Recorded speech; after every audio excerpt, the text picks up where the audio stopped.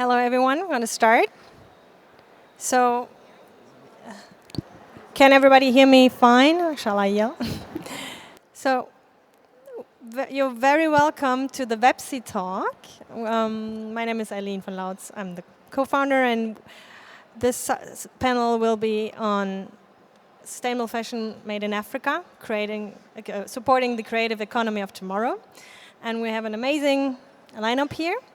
And I'm very honored that we have a great moderator, Kerry Bannigan from Conscious Fashion Campaign, who will take over now. Thank you and welcome, everybody. So before we jump into the questions on a rather interesting topic, I want to actually start with you, Eilean, and work through. I'd like you all to introduce yourselves, just very briefly, your organization that you're with and what brings you here today to Neonyt. Yeah, so my name is Eilean, and I'm the co-founder of VEPSI Marketplace and Impact Influencer Program. We're partnering with Neonyt since January and bringing the Impact Influencer side to it, and soon also the brand side, in particular from developing countries. Hello, my name is Lancine. I'm a co-founder of Umòja shows. It's a show brand based in France. Hi, my name is Tamburai. I am the co-founder of a handbag label based in Cape Town, South Africa, called One of Each. Hey, my name is Isabelle. I'm from Cotton Made in Africa, and I'm in charge for sales and supply chain management, and we are operating in 11 countries in Africa to make sure that we are working on a sustainable cotton there. Kicking off with you, Isabelle, can you please share with us what the sustainable creative economy looks like in Africa? And then I'd like you to all chime in and share with the audience, in your opinion, what that looks like today. So we are a cotton standard for a sustainable cotton standard. So we are not really trading or dealing with the cotton itself. We are just making sure that the cotton meets our criteria. But as we know, we are also operating or cooperating with factories in Africa to bring the cotton from the field to the supply chain. And we feel there's a big movement there, especially in Ethiopia. I think the industry is rising, especially in Cape Town, South Africa. Most of the big factories and textile industries have actually closed down. So it's forcing most startups and people that are starting small to realize that they need to produce in a sustainable manner. So I think it's interesting. It's not easy, but it's definitely rising. And I also think from an African perspective, sustainability has always been the normal way. So there's a lot of emphasis there in terms of us realizing that the normal way is actually the right way. I just wanted to add, I know you're going to speak there, but I love that statement because now we're all starting to learn from artisans the way to carry our communities, which will also help us carry our economy. But Eilean, can you just step in and add to that? You had some pretty interesting stats that you were sharing about what the economy is looking like, and I'd love you to share that with the audience. Yeah, we recently went through different reports and learned from the platform Fashionomics. It's a platform from the African Development Bank that the textile industry actually in Africa is worth over $31 billion. But there's a huge lack of information on the value of the sustainable fashion industry in Africa. And I think the value of the fashion industry as a whole shows how much potential there is for development for each country, and that there's really a lot of things that have to be done, and that this fashion is of course fun, but it's a sector that will really contribute to the development of the countries. Yeah. Lancine, anything to add to that? Sorry, my English is very bad, so I will speak in French and Eilean will translate for me. Alors aujourd'hui en Afrique, en fait, l'industrie du textile commence à prendre de l'ampleur. Donc c'est un secteur qui qui se développe très bien aujourd'hui, et il y a une très bonne traçabilité sur l'origine des matériaux. Donc je pense que c'est un secteur qui prendra de l'ampleur, et aujourd'hui je pense que quand ça se développera, on arrêtera donc d'importer beaucoup de produits qui sont très néfastes en fait pour l'environnement. So he's saying that actually the textile industry is really booming in Africa. It's we could really see a huge change over the years.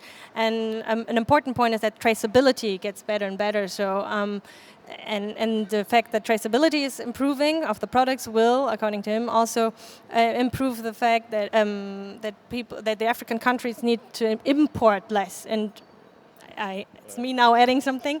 Import is a huge challenge, but it's a potential, but also a challenge for many African countries because of the lack of information on where these products actually come from, etc. Thank you. Tamburai, you mentioned briefly there about South Africa. Share with the audience, what does it take to set up a small-scale sustainable production house? Okay, so if I can just go into a little bit of background story of how we started producing. We basically started producing from home. And as demand was growing, it forced us out to look for space. But the beauty of what we have in South Africa and in Cape Town especially is that we have a very much of a shared economy. So things like studio space are places where most young and small manufacturing houses are always willing to share the space.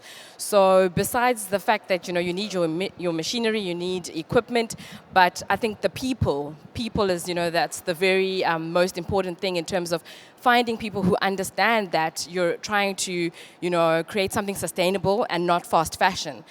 So I think that has always been the thing of getting people on board who understand your mission and your vision and what you're trying to do, and that it's different from a manufacturing company that has 100 people versus a manufacturing space where you have maybe 7. So getting the staff to understand the value that you're adding and the type of product that you're creating.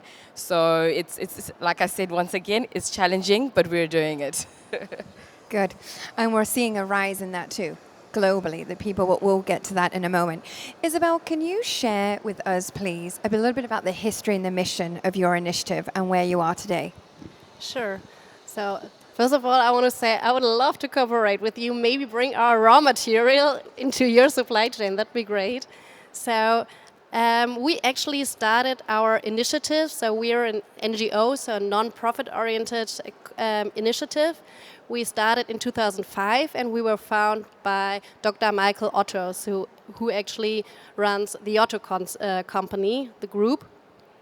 And we are having this approach of producing sustainable cotton, and we're having like a closed loop program. So we are having a standard, a Cotton Made in Africa standard, and smallholder farmers in Africa purchase the cotton from the cotton companies, purchase the seed, finance it, grow it, harvest it according to our standards. So our standard actually says no GMO is allowed.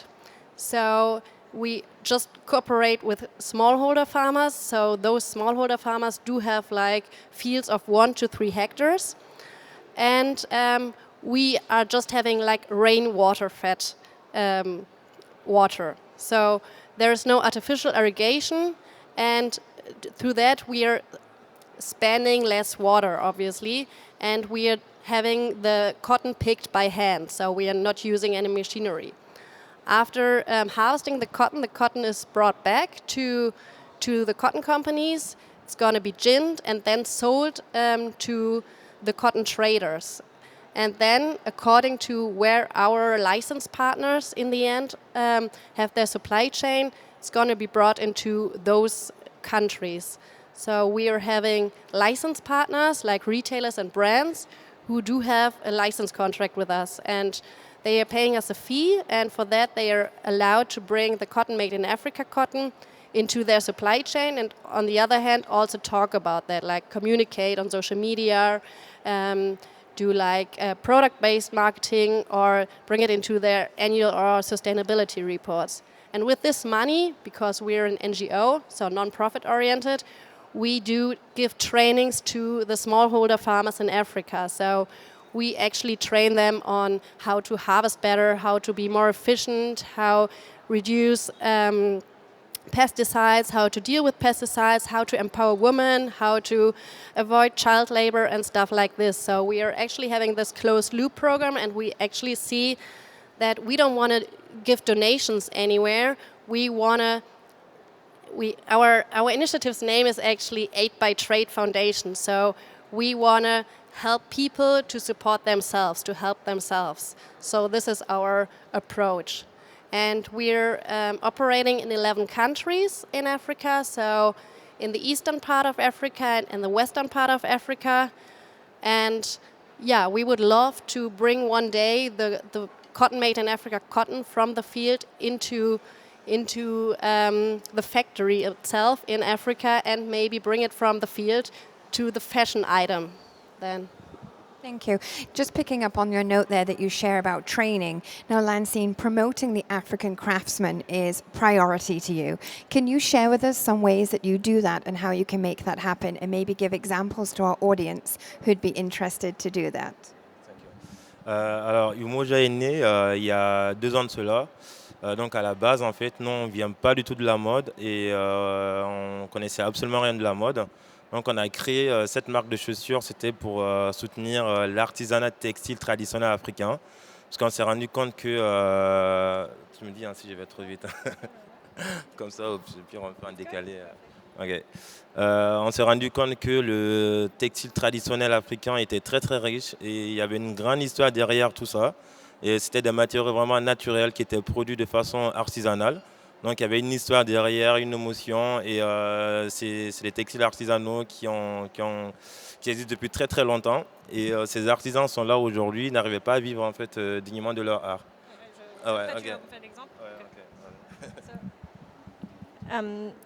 Basically, so he explains that when they launched the shoe brand, they had absolutely no idea of shoes and no idea of fashion, basically. They just realized that the textile industry was extremely booming and really rich, and they wanted to do something, to create something, a brand that would really support the incredible talent that they could see each time when they were going there. So, yeah, basically that's a short version. So, because he's saying that more than just a product or a textile, like each product is related there really with a very strong story, with a very strong story related to each craftsman, actually. And this is something that he wanted to support with his brand. And now he's providing an example how. Alors, en guise d'exemple, en fait, on travaille aujourd'hui avec 5 coopératives d'artisans. Et les coopératives d'artisans avec lesquelles on travaille, en fait, par exemple, utilisent des matériaux qui sont comme le coton bio qui est produit localement, ou encore de l'écorce d'arbre qui est enlevée sur un arbre qui s'appelle l'ubugo. Et ensuite, l'arbre est protégé par des feuilles de bananier et on laisse régénérer après 6 mois. Et voilà, c'est des matériaux en fait qui sont naturels pour le coup en fait qu'on n'utilise pas aujourd'hui dans l'industrie de la mode. D'accord. Ouais. Tu peux aller. So yeah, so they're working with 5 cooperatives. I would say that in English. So local, really local foundations where craftsmen come together and create it. So they know them absolutely very well, and they are not only socially responsible, but also they have an environmental approach, meaning that they use what was the wood again? The bark cloth of trees. Which are like regrowing naturally, so they don't hurt the environment. And if I understand it right, you also have a composition where you kind of train the craftsman to do it. So, and in the end, they also train the craftsman over there to adopt these sustainable production methods. Okay, thank you. So I just want to jump over here a second, Tamburai. Can you please share, in your experience and the journey you've been on, the level of support that you've seen for the sector? And everyone keeps talking about rising, but is there any stats, numbers, or examples you could share with the audience? So before I go to that point, I'd like to just add on to the training part. I think right now the industry itself, if we look at how the textile and clothing manufacturing factories have started closing in my environment, it's also because the skill is dying. So the average person who sits on a machine is age 40 and above. So what we are trying to do is, help those, manufacturers to pass on that skill as well, which I think is very, very important. So the kind of support that we are currently getting is, from our current governments in South Africa, is the ability to train young people to be able to see that as a lucrative industry to get into, because most of the time where I come from, people want to be bankers and lawyers, and they don't really understand that there is an opportunity to maybe become an entrepreneur, because entrepreneurship right now in South Africa is very much supported. If you want to start your own business, it's not that difficult. And I think it's also just interesting because there is that ability to see other brands that have that inspiration.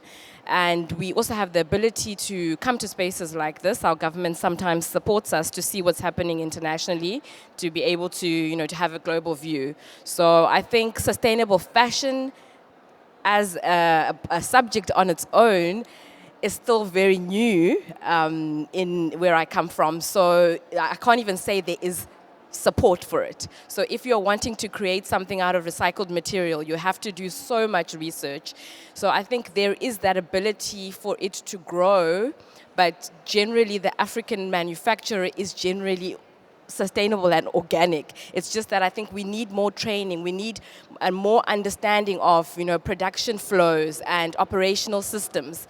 But in terms of the methods of producing, they generally are sustainable and ethical. And I think from the people aspect, I think, it's interesting to see that more younger people are wanting to get into the industry to see that they can contribute something. Excellent, thank you. Eilean, I want to bring it over to you and switch from support on the training and supply chain side to technology and social media and marketing. With VEPSI and now moving into your marketplace that we'll come back to shortly, talk to us about how you see the importance of social media and the role of influencers to carry responsible messaging to help grow the creative economy of tomorrow. Yeah, exactly. So for us, it's very clear that social media are currently underutilized because today the whole world is connected. Everybody agrees on that, but still it seems that there are little islands of information and little islands of demand and offer that do not are not connected enough. So what we want to do with our network of impact influencers, and actually we don't like the word influencer so much because we call them more impact ambassadors.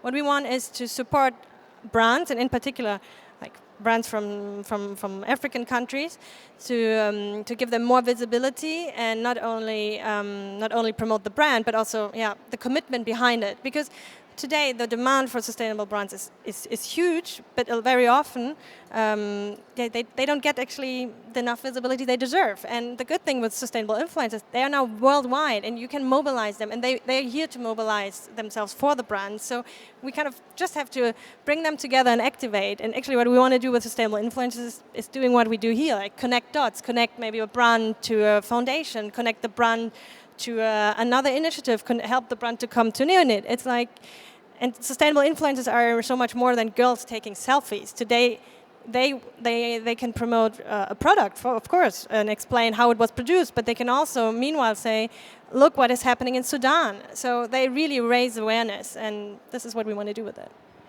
Thank you. Lancine, I'd like to ask you, both of you, and then actually I would love everybody to weigh in here, but starting with yourself, why is it still so difficult, do you think, to promote African designers and creators, especially in the major fashion markets?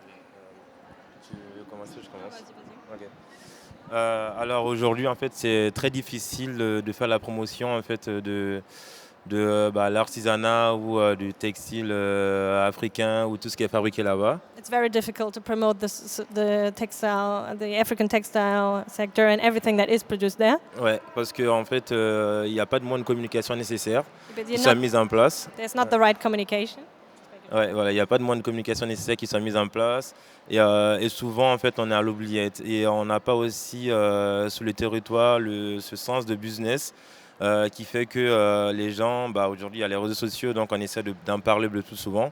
Mais ils n'ont pas cette notion de business, en fait. Ça leur manque, en fait, justement. So there's a lack of also communicating skills. Like the designers over there locally over there do not know necessarily how to use communication for business. So like social media and stuff. Yeah, exactly. Ouais, et ils n'arrivent pas, du coup, l'économie fait qu'ils n'arrivent pas à suivre.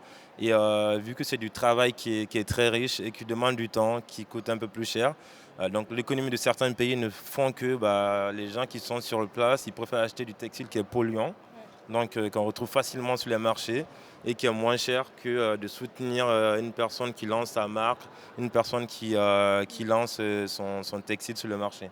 So actually the impact of this lack of communication skills and ability to communicate properly explains why today, even locally, consumers still go for the easy option, and they would go for the most polluting textile version, or the designer would end up doing this, like buying a not sustainable textile. And also, basically it's a lack of information on both sides. So. Ouais, voilà. Et puis, faut qu'on se dise la vérité. Aujourd'hui, les gouvernements ne s'intéressent pas trop à ce genre de questions. Donc, ce qui fait qu'ils sont pénalisés. Et il n'y a pas de fonds nécessaires qui permet d'accompagner les gens dans cette industrie pour leur permettre en fait, de développer l'industrie sur le territoire. Et ce qui est vraiment difficile, ce qui fait que les gens qui arrivent vraiment à s'en sortir, c'est ceux qui quittent en fait, l'Europe, quittent les États-Unis, qui vont donc travailler en collaboration avec eux, donc leur donner donc, une clientèle. Eux, ils ont la main d'œuvre, donc ils apportent la clientèle nécessaire. So, there's also, he says, a lack of political support. Like governments are not interested enough right now. He said you have to be honest in the sustainable sector, so they don't see the potential of it yet, and which explains that those designers who actually want to produce sustainably, very often they leave the country where they're in and come to Europe and build their brand there, and then they commit to give back something or or go back to the country later, but there's a lack of local support too. Yeah? Okay. Eilean, anything on your side to add to that? In terms of support, of course, we as a marketplace, for us, it took us really a time to develop a model that would be for us really a real system of support, and we realized actually that the sustainable designers, be it in Europe, but in particular in African countries, lack two things. They lack visibility, as you said, lack of communications. We know there are hundreds of thousands of amazing designers and more sustainable designers there, and people want them, but how can we get them? So first point, visibility. And then, if you want to support a sustainable designer, you have to allow him or her to sell. That's how a designer can grow. So VEPSI, actually, the model, after a month and month of thinking through, we developed a model. We tried to give visibility and sales to these developing countries, from these brands from developing countries. So the idea is that we kind of provide support by solving two problems. But more than just selling, it's also that we want to really get these designers and show them, look, there are customers all over the world looking for your type of product. So we, for example, have a long list of criteria, and we look how they produce, etc. And then we see, oh, here you could improve this, here you could improve that. So also for us, our position, how we see ourselves, is to encourage them to improve maybe their supply chain methods, etc. By showing them, if you do so, you will have more customers. So it's also sometimes you're in a position where you have to push designers in the right direction because you believe in them. Yeah. Thank you. Tamburai, do you want to add to any of the difficulty of obstacles that you have seen through time? I think something else is perception, because I think, Africa is obviously a large continent, and we have different countries who are going through different things. So sometimes when the consumer looks at us, they look at us as one. So sometimes that's quite a challenge, because there are parts in other African countries where there is great supply chain, where there is absolutely amazing quality of product that has been made, which is able to compete at an international standards. But the challenge there is always cost of shipping. That has been one thing that we haven't been able to figure out properly, in terms of how do we offer you the product to get to you but not cost you double what you've bought the product for. So it's about finding partners here who we're able to work with, like VEPSI, where you can help with those kind of things. But as an individual selling directly from your online platform, it becomes quite difficult.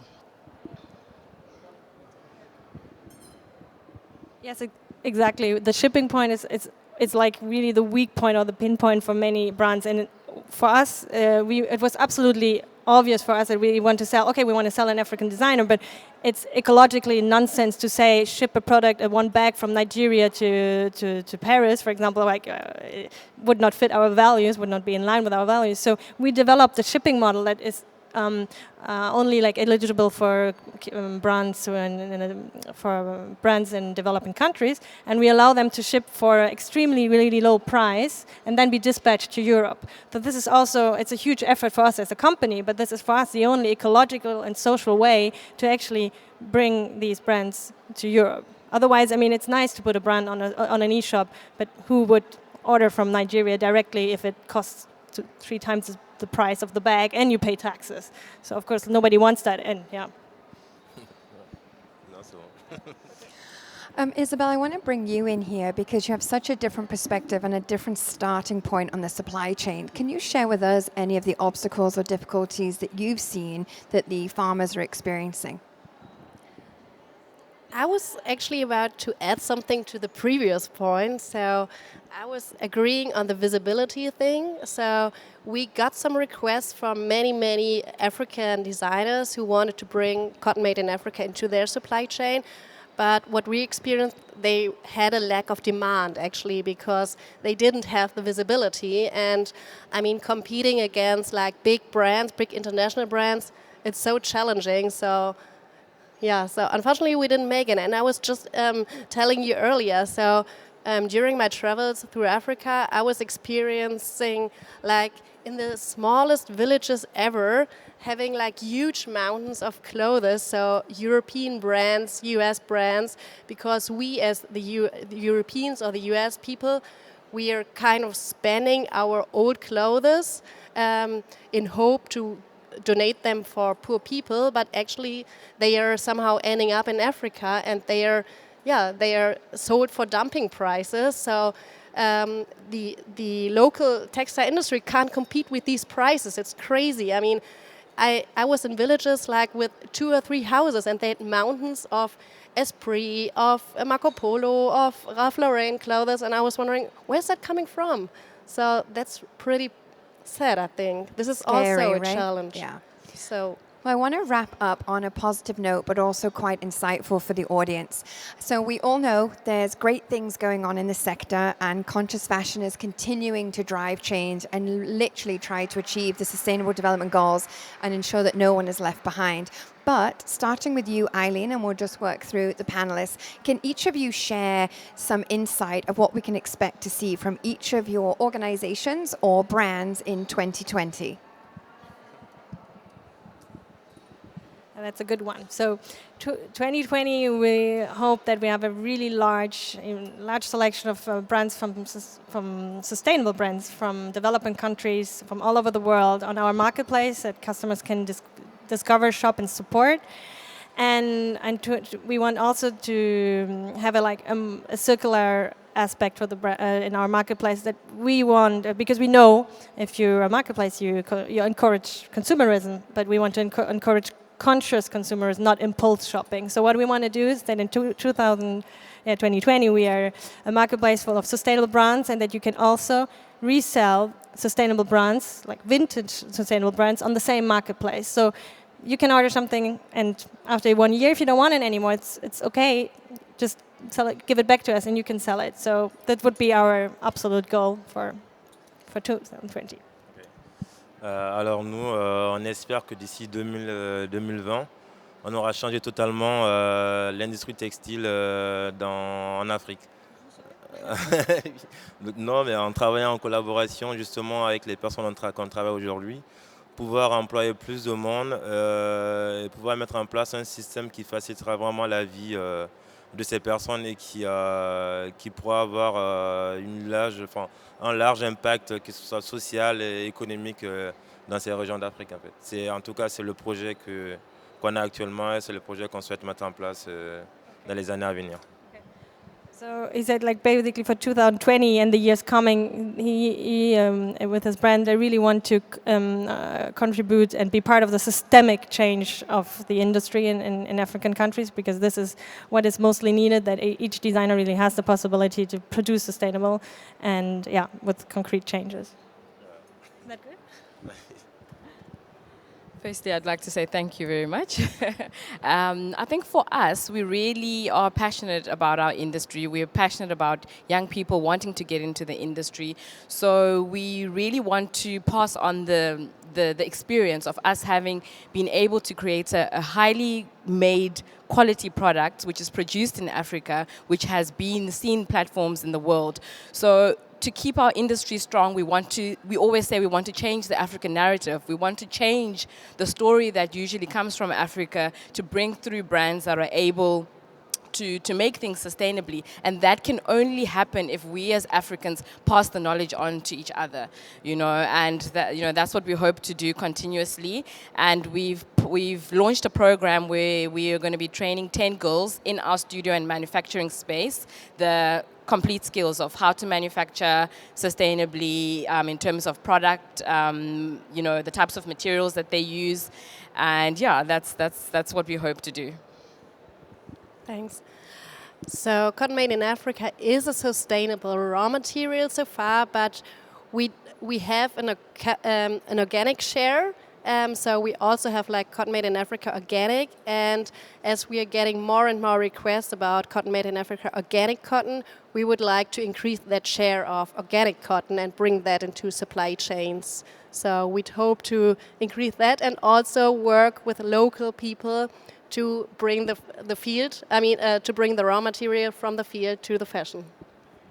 Thank you. Before we wrap up and you can all take a moment to connect with everybody one-on-one, can you all please share either a call to action, how we can collaborate with you, or where the audience can find you, website, whatever you're willing to share? So you can find us on www.cottonmadeinafrica.org. We also have a Cotton Made in Africa app, especially focused on the supply chain, which is named Cotton Made in Africa. You can find us online. Our website is www.oneofeach,